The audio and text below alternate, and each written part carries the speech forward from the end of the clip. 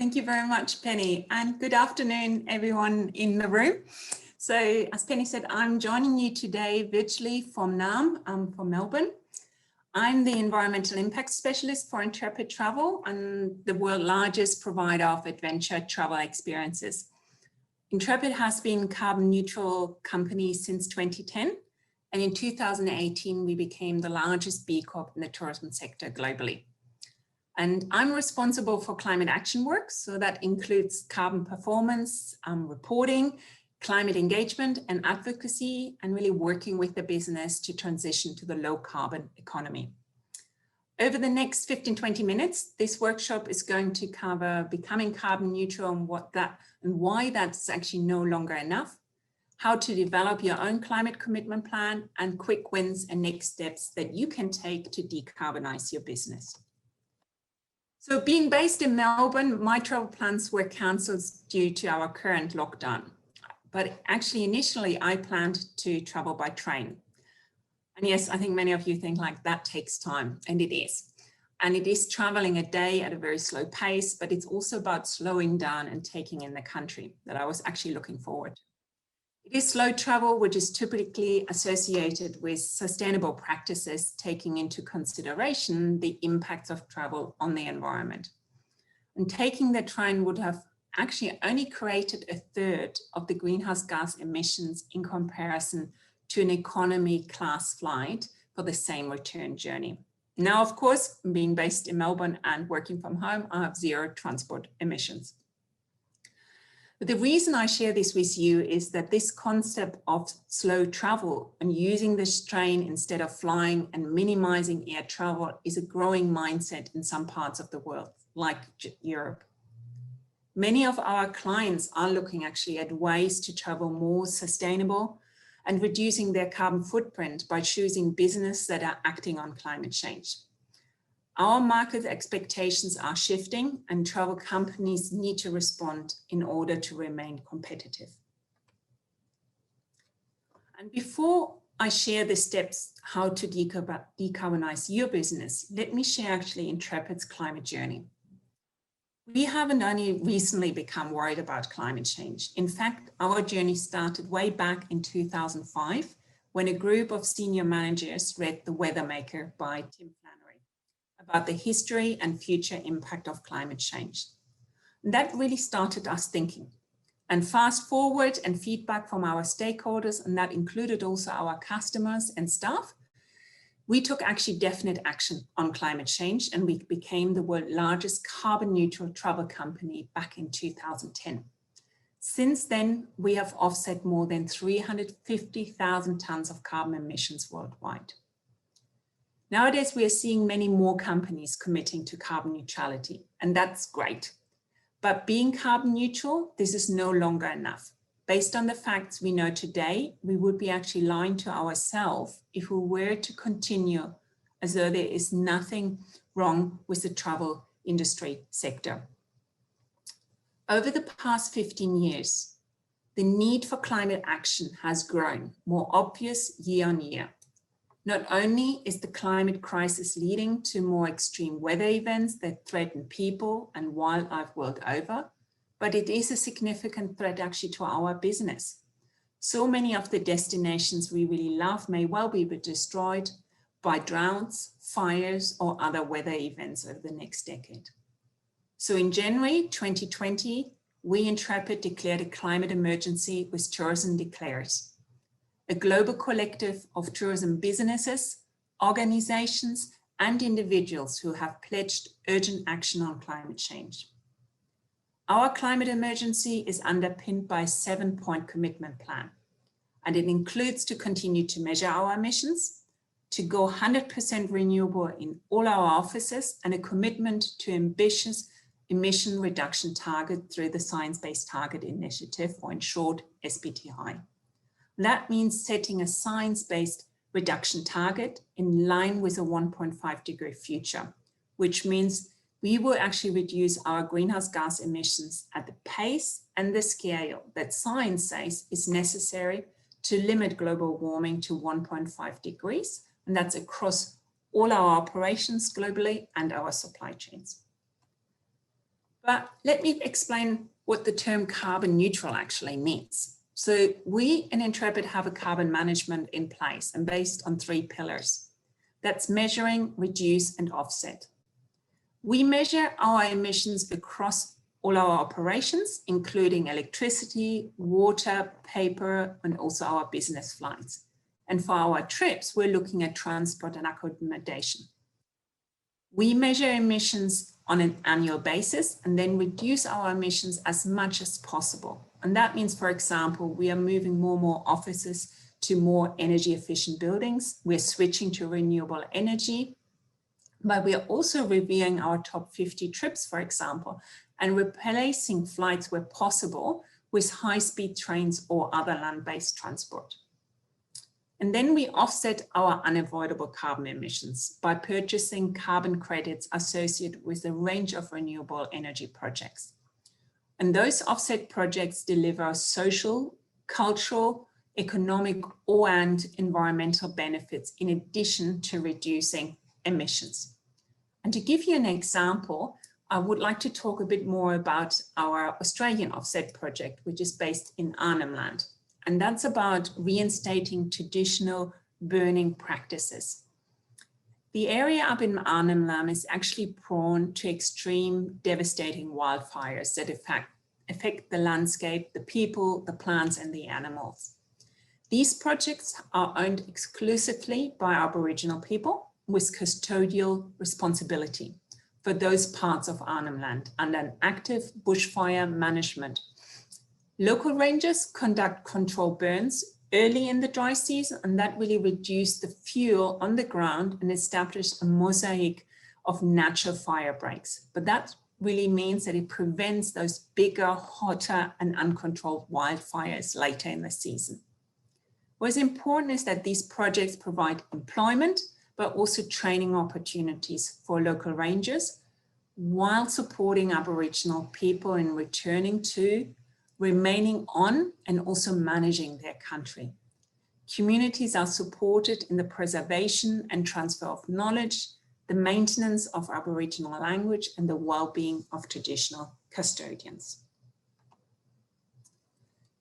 So before COVID-19 brought the world and the travel industry to a halt, tourism actually accounted for roughly 8% of the world's carbon emissions. And while the pandemic has crippled our industry, it also provided us with the opportunity to reassess our actions and commit to being better, and to use really this time to challenge ourselves to emerge from this crisis better than we were before, and more sustainable, and more ethical, and more responsible. So here are the 10 steps that I want to walk through with you today. So step 1, this is really about engaging with your stakeholders, and that includes your customers and also your employees, but also your investors. And you can do this through a variety of mechanisms, and that includes direct dialogue, surveys, engagements at professional and industry forums, to really understand how climate change is impacting your business, but also your entire value chain. Really take time to learn what the latest science says and think about how your company's operation might be impacting that. What I wanted to ask you is, have you actually watched the film 2040? This film represents what the world could look like in 2040 if we embrace sustainable technologies and approaches available to us now. Step 2, make the case with data, but do not underestimate also the importance of interpersonal skills, and ensure you engage your employees early on. Real change requires the buy-in, work and dedication of the collective. I was very lucky at Intrepid, as our chairman was already championing this, but others might need to do more work. Step 3, every organization differs in size and in available resources. If you don't have an in-house staff who can effectively work on decarbonization and reduction strategies, consider working with a third party to assist with the environmental data collection, and then build capacity over time internally. Step 4, Every organization is different and will develop their plans independently, although we encourage everyone who works in the travel industry to visit Tourism Declares to learn more about this initiative and specific actions you can take to commit to. Step 5. Your carbon management strategy needs to focus on measuring your company emissions annually and identifying the emission reduction opportunities and offsetting the unavoidable emissions. The step 6 is about that from transport to waste to energy use, you need really to know where your emissions are coming from, so you can understand how to limit them and to identify cost efficiency savings. Unless you measure, you won't know what your impact is on the environment, and you won't be able to actually identify ways to reduce emissions. Step 7. Once you understand where your emissions actually come from, you can start to identify opportunities to reduce the carbon emissions your company is producing from your daily business operations, but also through your travel offerings. So, for example, switch your energy to renewable energy, develop a travel policy to reduce business travel and to utilize more online meetings, review your products to remove internal flights, for example, choose more accommodation that uses renewable energy. Step 8.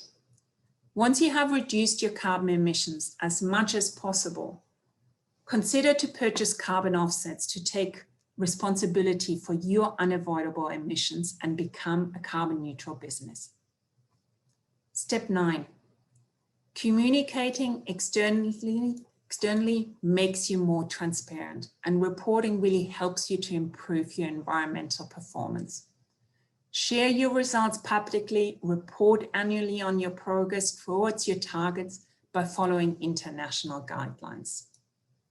And lastly, companies must set greenhouse gas reduction targets that align with the best available climate science to transform their business to a low carbon future. I authored a 10-step quick start guide to decarbonize your travel business, to provide really a low barrier way for other travel companies to get started on their climate and carbon journey by offering straightforward steps from understanding how climate change is impacting your business to developing a carbon management strategy and using real-world examples from Intrepid to show how others can implement similar strategies within their own organization. And you can access this guide today through the ATE app or also by visiting our website. I understand that all things COVID-19 are at the tops of our minds now, but we mustn't lose sight of the broader sustainability issues, particularly climate change. When we declared a climate emergency in January 2020, the Black Summer fires were burning, and you will all remember those and how devastating those have been for tourism here in Australia. While the pandemic poses a huge threat to the viability of our industry, climate change poses an even bigger long-term threat. If anything, the COVID-19 crisis is highlighting how much more we could actually be doing to combat the climate crisis. It's proven what can be achieved when governments actually work together, find funding and act. It's also shown us how much is possible if we have the will to change. Thank you very much. Thank you, Susanne. Very sad you're not here in person. Oh, that's better. You can see us now, can't you? Yes, I think so. Okay. Yes, I can see you. Excellent. Okay. Thank you for coming. Yeah. We do have some time for questions if anybody has, or round of applause. Any questions from the floor? Oh, yes.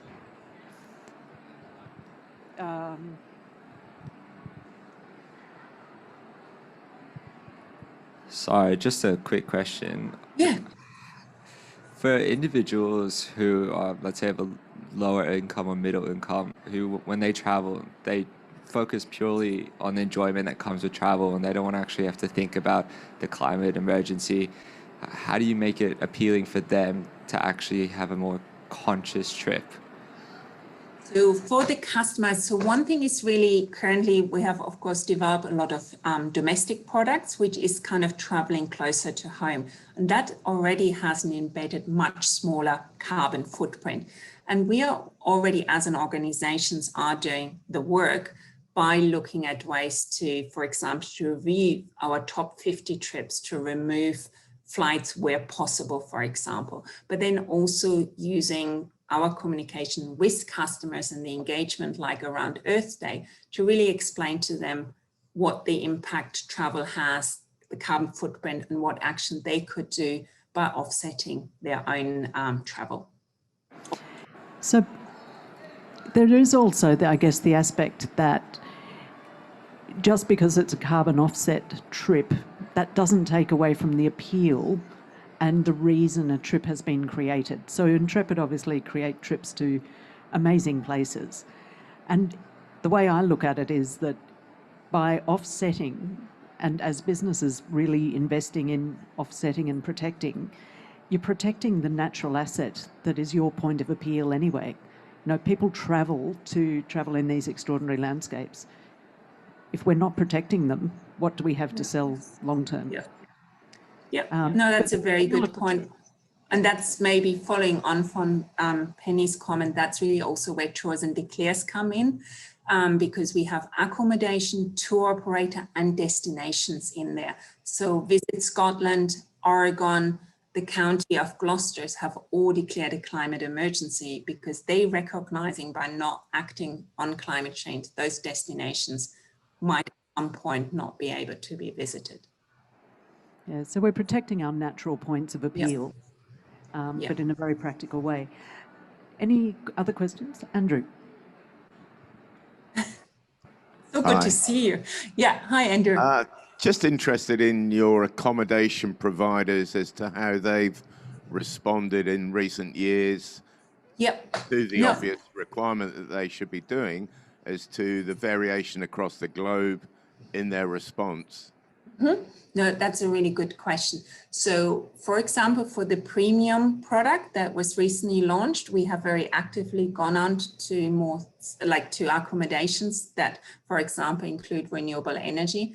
But in our case, also, we are very conscious we have a lot of small suppliers, so that are not big hotel chains. So, and it is also really important, especially since we have our science-based target that was approved last year in October, we actively starting to engage with our suppliers, because I think there's also a leadership role for us as an Intrepid to educate our suppliers and bring them onto the journey.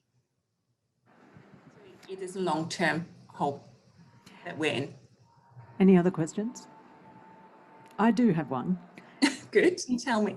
If there was one thing that the tourism businesses that are here, either buyer or seller, could do tomorrow to get going on the 10-step guide, what's that very first step?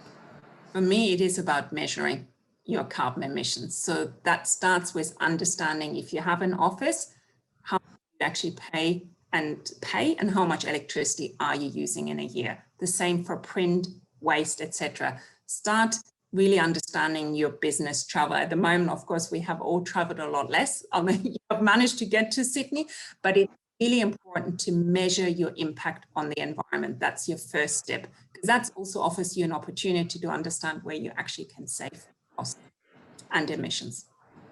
Okay, so end of financial year is coming up. We all do a review of our businesses in July and see what did we spend on. It's a great time to maybe look at where are the areas you can measure. There is another session by Natalia from Endeavour, and she actually goes into the carbon emission calculator and some really practical ways to audit as well. So if you are interested in pursuing that, she takes what Susanne has just done to the next stage of practicality. And I can really encourage you to, if you have time, stay on. I mentioned earlier around partnering with the consultancy. So Intrepid has worked with Endeavour Environmental for the past 4 years. So they're supporting us on our annual greenhouse gas inventory, but also on the science-based target that I briefly touched on. And as Penny said, Natalia will give you more in-depth details, and hopefully also will give you more insights how you can start measuring. And it's really scalable. It's not just about big absolutely. businesses. It's about from teeny tiny businesses absolutely. to much bigger. Yeah, if you're just a 2-people business, you can start measuring. It probably will be also a lot easier than at Intrepid scale. Yeah. One last question? Do you have to measure everything? What is material for the business? So in our case, it's about the electricity because of the number of offices we have globally. Business travel is definitely material for our business. Yes, we do look in the things that are actually material, but likely it will be your electricity, your print, because many of us do print brochures, and business travel for sure, but there might be also other sources. Great. Okay. In which case, Susanne, thank you very much. Thank you. See you again tomorrow. See you tomorrow. All have a really great remaining time at ATE, and I hope to meet some of you at some other point in person. We will. Thank you, Susanne. Thank you. Bye.